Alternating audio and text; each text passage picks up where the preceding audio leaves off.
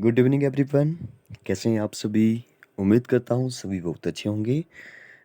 Today is 14th of May 2022 और day है Saturday. Second Saturday है, संडे सॉरी छुट्टी है। तो बहुत सारे क्वेश्चन जो वो आज हम प्रीवियस ईयर के जो वो यहाँ पे इस वीडियो में डिस्कस करने वाले हैं। ये वीडियो उनके लिए बहुत ही इंपॉर्टेंट होने वाला है जो किसी कम्पिटिटिव एग्ज़ाम की तैयारी कर रहे हैं, जिसमें रीजनिंग आती है, मैथ्स आता है, हिंदी आती है, इंग्लिश आता है, जनरल नॉलेज आता है। उनके लिए काफ़ी इंपॉर्टेंट है और ख़ासकर उनके लिए बहुत ही इंपॉर्टेंट होने वाला है जो अभी जो वो पुलिस कांस्टेबल का जो वो एग्ज़ाम फिर से देने वाले हैं। अभी जो पुलिस कांस्टेबल का एग्ज़ाम हुआ था वो लीक हो गया था, तो वो जो वो रद्द हो चुका है, फिर से होने वाला है। तो उनके लिए काफ़ी इंपॉर्टेंट है। क्यों? क्योंकि ये जितने भी आज हम क्वेश्चन, बहुत सारे क्वेश्चन डिस्कस करेंगे, तो वो सारे क्वेश्चन जो पुलिस कांस्टेबल के जो प्रीवियस एग्जाम हो चुके हैं उनसे रिलेटेड जो वो सारे क्वेश्चन हैं। हिंदी के क्वेश्चन मिलेंगे आपको, करंट अफेयर्स के मिलेंगे, इंग्लिश के मिलेंगे, रीजनिंग के मिलेंगे, मैथ्स के मिलेंगे। बहुत सारे क्वेश्चन जो वो आज हम यहाँ पे डिस्कस करने वाले हैं। तो ऐसा नहीं है कि आप जो वो पुलिस कांस्टेबल की तैयारी करें हैं तभी जो आप इस वीडियो को देखिए। आप जो किसी अदर एग्ज़ाम की तैयारी करें तब भी आप इस वीडियो को देखिए, क्योंकि बहुत कुछ जो आपको यहाँ पे जानने को मिलेगा। एक यहाँ पे एक न्यूज़ थी मेरे पास यहाँ पे है। यस, रूस से जो वो तेल खरीद यूरोप को बेचेगा भारत। तो ये बहुत अच्छी बात है हमारे लिए। हम जो वो रूस से जो वो पहले बिल्कुल कम 1% आप बोल सकते हो कि 1% ही जो वो तेल क्रूड ऑयल जो होता है वो जो वो रूस से खरीदते थे। ठीक है, क्योंकि बहुत ज़्यादा दूर पड़ता था हमें जो वो बाकी दूसरी कंट्री से, इराक, ईरान, सऊदी अरब हो गया, ठीक है, तो वहाँ से जो वो ज़्यादातर तेल जो वो हम लोग खरीदते थे। लेकिन अब जो वो रूस से हम लोग 17 या 20% आप रख लो, 1% से एकदम 20% के आसपास हो गया। देखिए कितना ज़्यादा तेल जो वो हम लोग रूस से जो वो खरीद रहे हैं। और अच्छी बात ये है कि हम लोग जो वो रूस से खरीदेंगे और यूरोप को बेच देंगे। ठीक है, तो ये बहुत ही अच्छी अच्छी बात है, क्योंकि इसमें जो वो हमारा भी थोड़ा बहुत फ़ायदा हो जाएगा। ठीक है, रूस यूक्रेन की वॉर में जो आपको पता है कि जो वो यूरोपियन कंट्रीज़ हैं, वो जो वो रूस से जो वो तेल जो वो डायरेक्ट जो वो नहीं खरीद पा रही है। ठीक है, वो शर्मा रहे हैं। ठीक है, तो बहुत अच्छी न्यूज़ है हमारे लिए। तो चलिए स्टार्ट करते हैं। सबसे पहला क्वेश्चन लेंगे हम यहाँ पे। यस, देखिए 32 है। सभी जो वो यहाँ पे जितने भी यहाँ पे क्वेश्चन है सबको डिस्कस करेंगे, बारी बारी से डिटेल के साथ डिस्कस करेंगे। केवाईसी क्या है? तो केवाईसी जो वो आपको पता है कि केवाईसी जब भी आजकल जैसे बैंक में या कोई जैसे पेटीएम होता है या आप गूगल पे करते हो, वहाँ पे भी केवाईसी जो वो ज़रूरी हो गया है कि केवाईसी होता क्या है? ठीक है, उसको जो वो कंप्लीट करना पड़ता है पहले। तो इसका मतलब होता है नो योर कस्टमर, कि अपने कस्टमर को जानिए। तो उसके लिए जो वो आपको जो भी नेम होता है, फादर नेम जो भी, मदर नेम जो भी डालते हैं, ठीक है, पैन कार्ड नंबर, तो वो जो वो मांगता है, वो जो वो केवाईसी आपको कंप्लीट करना पड़ती है। तो इसका मतलब होता है know your customer. Next question है, हिमाचल विधानसभा के अध्यक्ष वो कौन है? तो ये पुराना क्वेश्चन है, यहाँ पे लिखा है श्री ब्रिज बिहारी पटेल। ये जो रहे थे ब्रिज बिहारी लाल बुटेल, सॉरी ब्रिज बिहारी पटेल, सॉरी बुटेल नहीं, पटेल। हाँ, इसका नाम, इनका नाम जो वो ब्रिज बिहारी लाल बुटेल ही है मेरे ख्याल से। यहाँ पे ब्रिज बिहारी पटेल लिख दिया है। पता नहीं क्या है, देख लेंगे इसको कन्फर्म कर लेंगे बाद में। तो यहाँ पे ये जो वो मेरे ख्याल से रहे थे 2012 से लेकर के 2012 से 2017 तक जो वो ये रहे थे विधानसभा के जो वो अध्यक्ष। हिमाचल विधानसभा में जो वो आपको पता होना चाहिए 68 जो वो सीटें हैं। अगर हम लोकसभा की बात करें तो लोकसभा में जो वो 3 सीटें हैं, सॉरी लोकसभा में 4 सीटें हैं और राज्यसभा में जो वो 3 सीटें हैं। तो ये भी आप साथ में याद रखिए। अगर हम पहले जो वो हिमाचल प्रदेश की विधानसभा के पहले अध्यक्ष की बात करें तो जयवंत राम, ये भी क्वेश्चन जो वो पूछा जा चुका है पहले। तो जयवंत राम जो वो पहले थे, जो 1952 से 1956 तक रहे। ठीक है, फिर जो वो करम सिंह आए, देशराज महाजन आए, कुलतार चंद राणा आए, श्रवण कुमार, टीसी नेगी, विद्या स्टोक्स, ठीक है, ऐसे कई सारे जो वो आए। फिर जो वो देखिए यहाँ पे 2012 से 2017 तक ब्रिज बिहारी लाल बुटेल ए रहे। तो ये क्वेश्चन भी जो वो 2016 के जो वो पेपर में पूछा गया था। ठीक है, तो नेक्स्ट उसके बाद भी जो वो राजीव बिंदल बने 2017 से 2020 तक। ठीक है, फिर जो उसके बाद जो वो बिपिन सिंह परमार जो कि 2020 में बने, और अभी तक जो वो यही बने हुए हैं। इनका नाम यहाँ पे याद रखिए, क्या नाम है, बिपिन सिंह परमार। ठीक है, मुझे यशवंत सिंह परमार जो वो याद आ रहा है। यशवंत सिंह परमार जो वो हमारे हिमाचल के पहले मुख्यमंत्री थे। ठीक है, और ये जो विधानसभा के जो भी चुने गए सदस्य जो भी होते हैं, जो कि तो उनको जो वो एमएलए बोलते हैं, ठीक है, इनको इसको भी आप याद रख सकते हैं। ये तो आपको पता ही होगा, MLA, member of legislative assembly. तो नेक्स्ट क्वेश्चन है यहाँ पे 34, यहाँ पे लिखा है 749 देशों में है और 636 लिखा है और 416 लिखा है। ये तो बिल्कुल ऐसा क्वेश्चन है कि हर किसी को पता होना चाहिए। 7 7 जा एक जो वो एक नंबर है जैसे 7, फिर उसकी देशों में जो वो उसका ही जो वो स्क्वायर रख दिया है 49। 7 7 जा होता है 49, जैसे 6 है 6 6 36, 4 4 जा 16 और 9 9 जा हो जाएगा 81। 81 is the right answer. Next question है, जब सोनिया नहीं, सोनिका आई तभी चली गई, ठीक है। ये देखिए यहाँ पे इंटरेस्टिंग बात आज की ये है कि इंग्लिश, हिंदी, मैथ्स, रीजनिंग एकदम से मिक्स चलेंगे, ठीक है, तो काफ़ी मज़ा आ रहा है। जब सोनिका आई तभी चली गई, इसमें वाक्य भेद जो वो क्या है? देखिए, तो यहाँ पे दो वाक्य जो वो, जब सोनिका आई फिर तभी चली गई, फिर जो वो यहाँ पे जोड़ा हुआ है तो ये जो वो संयुक्त वाक्य है, ठीक है, तो ये तो आपने पढ़ा होगा संयुक्त वाक्य क्या होते हैं। नेक्स्ट क्वेश्चन है कि हिंदी शेयर में कोपू और कुसानु का क्या अर्थ होता है? तो कोपू और कुसानु का अर्थ, कोपू का अर्थ होता है क्रोध और कुसानु का अर्थ होता है आग। इसको आप याद रखते हैं, आपके लिए शायद नया हो। नेक्स्ट क्वेश्चन है, शायद इसका आंसर भी यहाँ पे नहीं है, नहीं है आंसर भी। तो यहाँ पे इसको जो वो सॉल्व कर लेंगे हम, कोई प्रॉब्लम नहीं है। यहाँ पे लिखा है एक चोर जो वो 6 किलोमीटर प्रति घंटे की रफ्तार से दौड़ रहा है। तो चोर जो वो 6 किलोमीटर बहुत ज़्यादा दौड़ रहा है।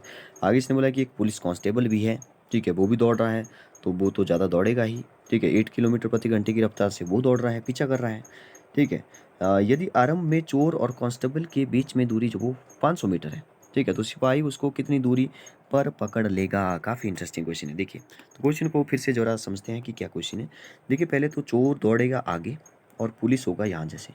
इसने बोला कि पहले जो वो आरंभ में जब ये क्वेश्चन बना रहा है, तो ये बोल रहा है कि अभी के लिए जो वो आप 500 मीटर जो वो उसकी दूरी मान लो, ठीक है। 500 मीटर मतलब कि आधा किलोमीटर, क्योंकि 1 किलोमीटर में होते हैं 1000, 1000 1000 मीटर, ठीक है। तो 500 मीटर मतलब कि 0.5 मैं किलोमीटर इसको लिख सकता हूँ, ठीक है।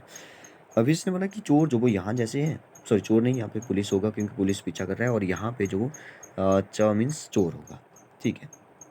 अब 500 मीटर की दूरी है, पुलिस को ज़्यादा तेज़ दौड़ना पड़ेगा, इसलिए इसने बोला है कि 8 किलोमीटर प्रति घंटे की रफ्तार से पुलिस दौड़ रही है और चोर की स्पीड जो वो 6 किलोमीटर है, ठीक है।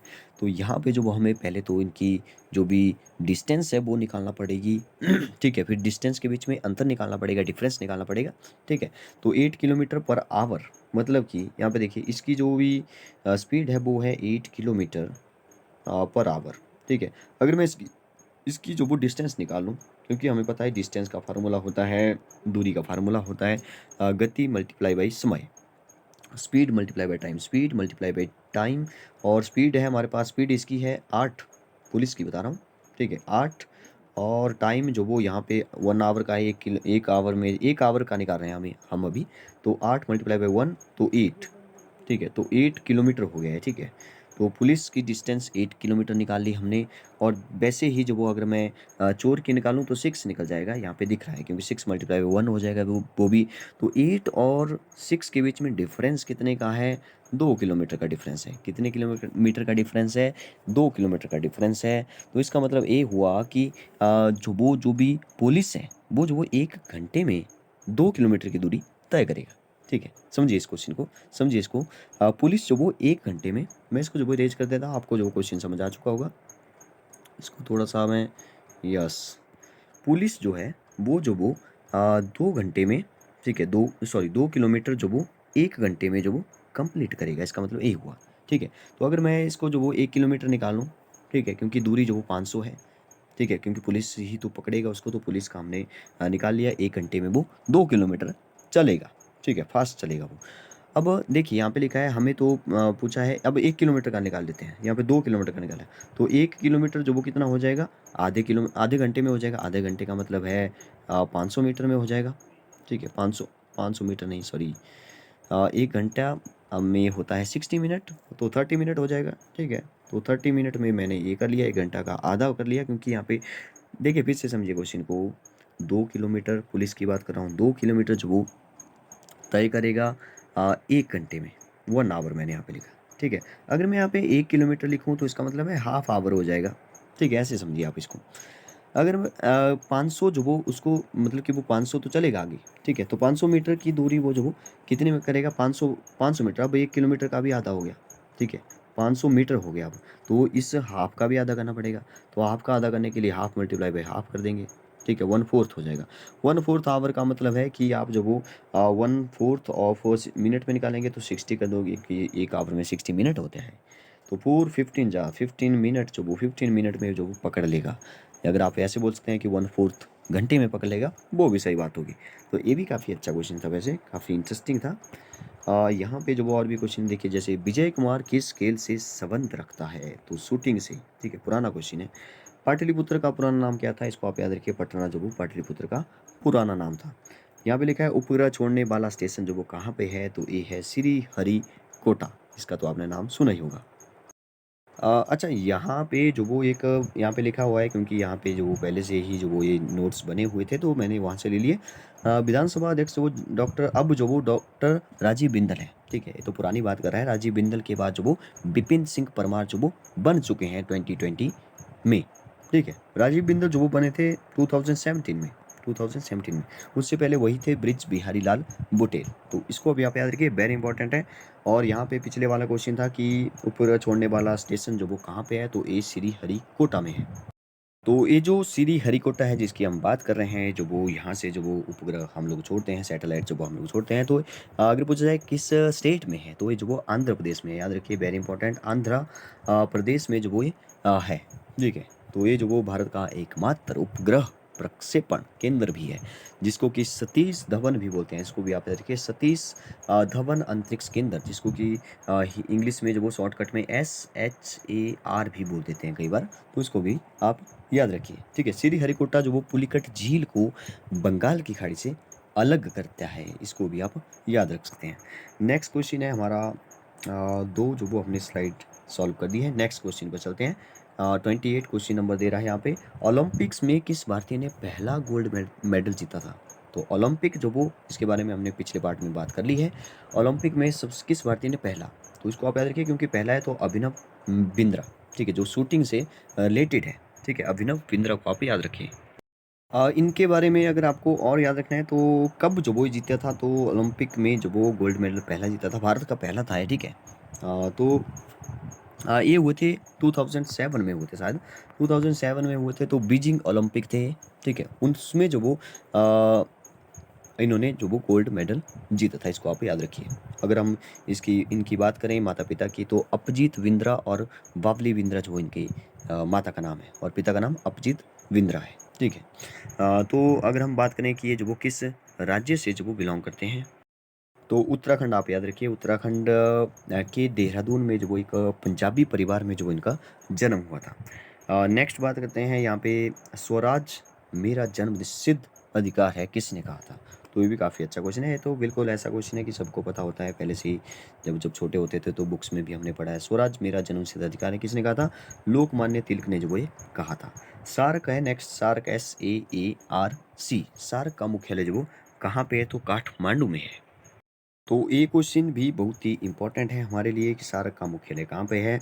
अगर हम सार्क की बात करें तो इसको जो वो आप इंग्लिश में याद रखिए, the south Asian association for regional corporation, ठीक है? SAARC, फिर से बताता हूँ, द साउथ एशियन एसोसिएशन, ठीक है?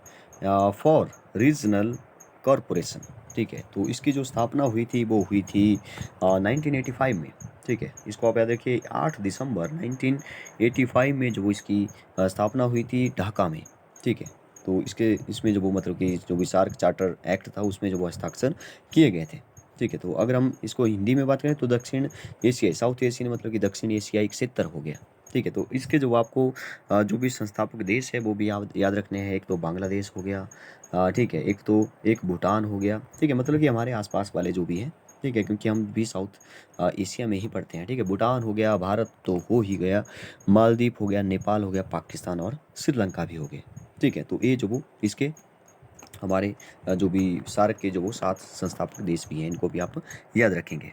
नेक्स्ट क्वेश्चन है, भारत संविधान में कितनी भाषाओं को रखा गया है? तो संविधान में भाषाओं से रिलेटेड जो वो कई सारे क्वेश्चन बनते हैं, तो इसको जो वो थोड़ा डिटेल में चले जाएंगे हम लोग कि संविधान में जो वो कितनी भाषा थी पहले, ये भी पूछा जाता है। तो अब कितनी है? 22 है। तो 22 है, इसको आप याद रखिए, वेरी इंपॉर्टेंट है। 22 भाषाएं हैं हमारे संविधान में, ठीक है। अगर बात करें कि कहाँ किस अनुसूची में है, तो 8वीं अनुसूची में जो वो भाषाओं का जिक्र किया गया है। अगर हम अनुच्छेद की बात करें तो 343 से लेकर के 351 आप याद रखिए, वेरी इंपॉर्टेंट क्वेश्चन बन जाता है, ठीक है। तो 8वीं अनुसूची के बारे में जो वो थोड़ा सा डिस्कस करते हैं। पहले तो ये देखते हैं कि हमारे संविधान में जो वो कौन-कौन सी भाषाएँ हैं, ठीक है? संविधान में कौन-कौन सी भाषाएँ हैं, ठीक है? तो वो 8वीं अनुसूची में है, तो आपको बता दिया, तो 22 भाषाएँ शामिल हैं। पहले जो वो 14 थी, ठीक है? उनके बारे में डिस्कस करेंगे, फिर जो वो कितनी-कितनी, कब-कब जोड़ी गई, कौन-कौन से जो संशोधन हुए, वो भी डिस्कस करेंगे, क्योंकि वो भी जो वो पूछे जाते हैं। एक सबसे पहले तो हिंदी बात कर लेते हैं, ठीक है? हिंदी तो है ही। एक असम, असम मतलब असमिया लिखते हैं, ठीक है? असमिया, और बांग्ला होगी एक, ठीक है। मैं जो यहाँ पे लिखूँगा नहीं, आप जो वो सुनने पे ज़्यादा ध्यान दें। एक तो गुजराती हो गई, ठीक है, एक कन्नड़ हो गई, और एक हमारी कश्मीर में कश्मीरी हो गई, एक कोंकणी हो गई, ठीक है। ये कोंकणी से रिलेटेड भी क्वेश्चन पूछा जा चुका है पहले। एक हमारा मलयालम हो गया, और मणिपुर में मणिपुरी हो गई, नेपाली हो गई, नेपाली भी है, ठीक है, इसको आप याद रखिए। और उड़ीसा मतलब कि उड़िया, उड़िया भाषा हो गई। पंजाब में पंजाबी हो गई, संस्कृत भी है, ठीक है, इसको आप याद रखिए। सिंधी, तमिल हो गई, तेलुगु हो गई, ठीक है, साउथ वाले जो हैं, तमिल हो गई, तेलुगु हो गई, उर्दू भी है, इसको भी याद रखिए। बोडो, ठीक है, बोडो, संथाली, मैथिली और डोगरी, ये सारी जो वो 22 भाषाएं होंगी, ठीक है। इन भाषाओं में से जो भी 14 भाषाएं जो वो प्रारंभ में ही इनको जो वो शामिल कर लिए थे, 14 भाषाएं, ठीक है। और 1967 में आप याद रखिए, 1967 में 14 भाषाओं को संविधान के प्रारंभ में ही शामिल किया गया था। याद रखिए, 1967 में जो वो सिंधी भाषा को जो वो इसमें जोड़ा गया था, 8वीं अनुसूची में जोड़ा गया था 1967 में, ठीक है। प्रारंभ में 14 भाषाएं थी, फिर 1967 में जो वो सिंधी को जोड़ दिया, तो एक और हो गई, 15 हो गई मतलब कि, ठीक है। तो मैं यहाँ पे लिख देता हूँ कि पहले 14 थी, फिर 14 प्लस 1 15 कब हुई? 1967 में, ठीक है। एक भाषा कौन सी जोड़ी गई? तो इसमें जोड़ दी हमने सिंधी भाषा, ठीक है। 21वां जो वो यहाँ पे संविधान संशोधन हुआ था, इसको भी आप याद रख सकते हैं, वेरी इंपॉर्टेंट। फिर जो वो 1992 की बात है, फिर उसमें जो वो 71th अमेंडमेंट हो गया, ठीक है। उसमें जो वो कोंकणी, मणिपुरी, नेपाली 3 भाषाएं और आ गई, 15, 16, 17, 18, फिर जो वो 18 होगी, ठीक है। 1992 की बात हो रही है, 18 होगी उसके बाद। फिर जो वो उसके बाद 2003 में जो वो 92, याद रखिए, लास्ट संविधान संशोधन भी पूछा जाता है कि 92 में हुआ था। फिर जो वो कौन-कौन सी भाषाएँ जोड़ी गई थी, ठीक है। तो 8वीं अनुसूची में जो वो कौन-कौन सी भाषाएँ, संविधान संशोधन अधिनियम जो वर्ष, अच्छा, ये जो 2003 की मैं बात कर रहा हूँ, 2003 में आया, लेकिन हाँ 92 ही था, 92 संविधान संशोधन। लेकिन ये 2004 से जो वो प्रभावी हुआ, ठीक है। इसके द्वारा जो वो बोडो, जिसकी हमने अभी बात की, बोडो हो गया, डोगरी हो गया, ठीक है, मैथिली और संथाली को जो 8वीं अनुसूची में जोड़ा गया, ठीक है। तो 18 थी, 19, 20, 21, 22 होगी, ठीक है। तो ये थी हमारी भाषाएं। अब ज़्यादा डिटेल में नहीं जाएंगे, अगर ज़्यादा डिटेल में गए तो काफ़ी लंबा जो वो ये वीडियो हो जाएगा। हाँ, एक बात जो वो मैं आपको बता दूँ कि हमारे यहाँ पे इस अनुसूची में जो वो ऐसा कुछ लिखा नहीं है कि हमारी हिंदी जो वो राजभाषा है। राजभाषा का मतलब है कि जो ऑफ़िशियल लैंग्वेज है, मतलब कि हिंदी भाषा में काम होगा। आपको पता है कि इंग्लिश में होता है, ठीक है। तो हिंदी को जो वो अभी राजभाषा नहीं बनाया गया है। तो मेरे ख़्याल से हिंदी, क्योंकि मैक्सिमम पर हिंदी, देखिए ऐसा होता है कि जो भी हिंदी नहीं बोलते हैं, जैसे नीचे वाले साउथ के लोग हुए, तमिल, तेलुगु, तो वो जो विरोध करते हैं इसके लिए कि हिंदी को जो वो ऑफ़िशियल लैंग्वेज, भारत की बात कर रहा हूँ, ठीक है, भारत की ना बनाया जाए। तो इसलिए जो वो बहुत बड़ा विवाद है कि हिंदी ना बनाई जाए। तो हिंदी को वैसे मेरे ख़्याल से हिंदी तो सभी बोल लेते हैं। हिंदी एक एवरेज हो गया, एवरेज लैंग्वेज, ठीक है। तो आप बताइए इसके बारे में कि हिंदी को बनाना चाहिए राजभाषा कि नहीं बनाना चाहिए? इसके बारे में जो वो यहाँ पे कुछ लिखा नहीं है कि राजभाषा हिंदी है, ठीक है, इसको भी आप याद रख सकते हैं। हाँ, एक क्वेश्चन जो वो इस लैंग्वेज से रिलेटेड जो पूछा जाता है कि शास्त्रीय लैंग्वेज जो वो कौन-कौन सी है? ठीक है, तो शास्त्रीय भाषाएँ जो वो हमारे पास 6 हैं शायद, ठीक है। तो 6 भाषाएँ हैं, एक तो तमिल हो गई, इनको आप याद रखिए, क्योंकि कई बार जो ऐसे पूछा था इनमें से कौन सी शास्त्रीय भाषा जो वो नहीं है, तो तमिल जो वो 2004 आप याद रखिए, इसमें जब वो घोषणा की गई थी। संस्कृत भी शास्त्रीय भाषा है हमारी, जो कि 2005 में जो वो इसकी घोषणा की थी। कन्नड़ भी है जो कि 2008 में इसकी घोषणा हुई थी। तेलुगु को आप याद रखिए 2008 में ही इसकी भी घोषणा हुई थी। एक मलयालम 2013 में घोषणा हुई थी। और ओडिया भाषा भी हमारी एक शास्त्रीय लैंग्वेज है, जो कि 2014 में जो इसकी घोषणा हुई थी। इनको आप याद रखिए, वेरी इंपॉर्टेंट क्वेश्चन, कई बार जो एग्जाम में बन जाता है। ठीक है, तो काफ़ी सारे क्वेश्चन हमने यहाँ पे इसके बारे में डिस्कस कर लिया। नेक्स्ट क्वेश्चन पे चलते हैं जल्दी जल्दी से, क्योंकि लेक्चर काफ़ी लंबा होने वाला है। प्लूरल ऑफ माउस, तो माउस का होता है माइस, MI Chuiya, MICE। Gender of gentleman, तो जेंटलमैन का हो जाएगा लेडी, लेडी जेंटलमैन, या सॉरी लेडी जेंटलमैन नहीं, लेडी ही बोलेंगे, ठीक है। लेडी और जेंटल वुमेन भी इसको बोला जा सकता है, तो दोनों को आप याद रखिए, दोनों हो सकते हैं, ठीक है। नेक्स्ट है fill in the blanks, English आ रही है अब। She dash me to walk straight, तो सी टोल्ड मी, उसने मुझे कहा कि सीधा चलिए, ठीक है। कहा था मतलब टोल्ड आ गया यहाँ पे, सेकेंड फॉर्म आ गई, टेल टोल्ड। नेक्स्ट है to hang once boots, meaning इसका क्या मतलब होता है, तो इसका मतलब होता है टू रिटायर, ठीक है, टू रिटायर। तो यहाँ पे जो ऑप्शन भी दिए होंगे, लेकिन हम ऑप्शन क्योंकि यहाँ पे सीधा ही आंसर है तो ज़्यादा डिस्कस नहीं कर पाएंगे, ठीक है। नेक्स्ट है सिनोनिम ऑफ काइंड, ठीक है, काइंड होता है दयालु, तो इसका सिनोनिम यहाँ पे हो जाएगा बेनेवोलेंट। नेक्स्ट क्वेश्चन पे चलते हैं। नेक्स्ट फिर से इंग्लिश आ गई। Change into passive voice, active से पैसिव वॉइस में आपको बताया कैसे चेंज करते हैं। तो आई टेक टी, यहाँ पे लिखा है एनर्जी, एनर्जी मॉर्निंग, एनर्जी नहीं होगा यहाँ पे, अर्ली हो सकता है, या सॉरी एवरी होगा, एवरी यहाँ पे देखिए आंसर में लिखा है एवरी, तो I take tea every morning, ठीक है। तो आपको पता है कि इसमें जो वो क्या करते हैं, जो भी जैसे टी है तो T is taken, second form लगती है इसमें, टी इज़ टेकन बाय मी, तो एवरी मॉर्निंग है तो उसको फिर लास्ट में चिपका देंगे एवरी मॉर्निंग, ठीक है। चेंज इनटू नेगेटिव, तो नेगेटिव में चेंज करना है ही डज हिज स्टडी, तो डज नॉट लगा दो, नॉट लगा दो, ठीक है, does not do his study, ठीक है, does not do his study. Next है use future perfect tense, I know him, future में आपको बताया कि सेल विल लगता है, तो आई के साथ सेल, आई के साथ विल लगा लो, कोई प्रॉब्लम नहीं है। आई सेल हैव नोन हिम, ठीक है, आई सेल हैव, अच्छा परफेक्ट में बोला है, ठीक है, तो परफेक्ट में बोला है तो सेल हैव विल हैव लगते हैं, ठीक है। तो I shall have known, third form में लगेगी इसमें, ठीक है, पर क्योंकि परफेक्ट है, परफेक्ट में जो वो थर्ड फॉर्म ही लगती है। अगर इससे टेंस के बारे में जल्दी जल्दी से मैं बताऊँ कि कहाँ कहाँ कौन सी फॉर्म लगती है, तो मैं जल्दी से बता देता हूँ। एक होता है हमारे पास प्रेजेंट, एक होता है पास्ट, ये पास्ट है, ठीक है, सेकंड वाला, और यहाँ पे एक होता है फ्यूचर, और एक देखिए सिंपल होता है प्रेजेंट सिंपल, और होता है कंटिन्यूअस, और एक होता है परफेक्ट, और एक होता है परफेक्ट कंटिन्यूअस, ठीक है। याद रखिए हमारे पास एक ही ऐसा टेंस है जिसमें जो सेकंड फॉर्म होती है पास्ट इंडेफिनिट, यहाँ पे सेकंड फॉर्म होगी, बाकी इसमें फर्स्ट होगी, इसमें फर्स्ट होगी। देखिए कंटिन्यूअस में तो आईएनजी लगता है, आईएनजी में जो वो हमेशा ही फर्स्ट फॉर्म, इसमें फर्स्ट होगी, इसमें फर्स्ट, इसमें फर्स्ट, इसके साथ आईएनजी होगा तो आईएनजी हमेशा ही फर्स्ट फॉर्म के साथ ही लगेगा।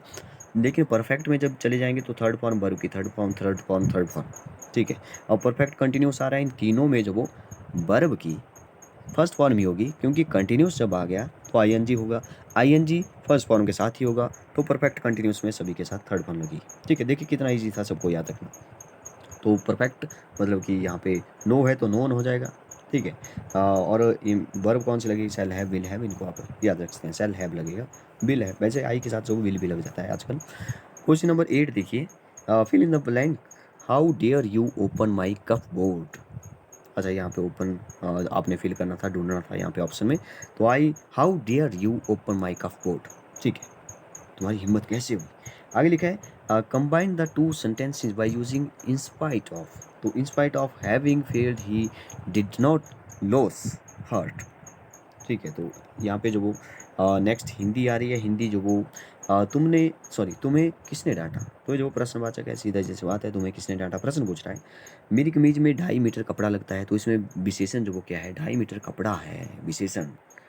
बालकों का विपरीत स्त्रीलिंग बालिकाओं हो जाएगा, बालकों, बालिकाओं, ठीक है।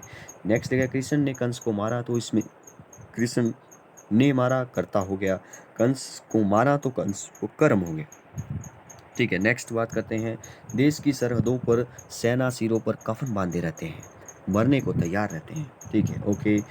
विद्यालय का संधि विच्छेद जो वो क्या है, विद्या जमा है, कई बार एग्जाम पूछा चुका है, वह शहर को सैर को जाया करते हैं, तो ये जो वो सकर्मक क्रिया होगी, सकर्मक और अकर्मक के बारे में आप याद रखिए। नेक्स्ट, उसे देखकर मेरे रेंगटे खड़े हो गए का अर्थ जो वो हैरान होना है। नूतन का विलोम जो वो पुरातन होता है। बहुत बोलता हुआ का अर्थ वाचाल होता है। चतुर जो वो की संज्ञा जो वो भाववाचक संज्ञा चतुराई होता है।